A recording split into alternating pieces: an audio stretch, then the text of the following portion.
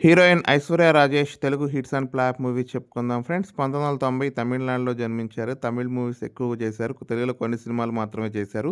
జనవరి 14న సంక్రాంతికి వస్తున్నాం అనే మూవీతో వస్తున్నారు ఐశ్వర్య రాజేష్ గారు. ఫస్ట్ మూవీ 'రాంబంటూ' ఒక సాంగ్‌లో చేశారు. 1995 super hit.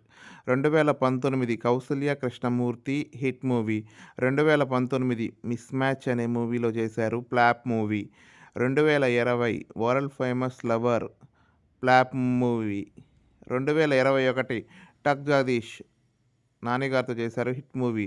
2021 republic super hit movie. సంక్రాంతికి వస్తున్నాననే ట్రైలర్ నిన్న రిలీజ్ అయింది ఫ్రెండ్స్. వెంకటేష్ గారు నటించారు ఈ మూవీలో. అప్కమింగ్ మూవీ సంక్రాంతికి వస్తున్నాం జనవరి 14, 2025న రిలీజ్ అవుతుంది ఆల్ థియేటర్స్లో. Please watch it friends. ఈ వీడియో కనుక నచ్చితే లైక్ చేయండి, కామెంట్ చేయండి, మీ ఫ్రెండ్స్కి షేర్ చేయండి. నెక్స్ట్ వీడియో ఏ హీరో, ఏ హీరోయిన్, ఏ డైరెక్టర్ది కావాలో ప్లీజ్ కామెంట్ చేయండి ఫ్రెండ్స్.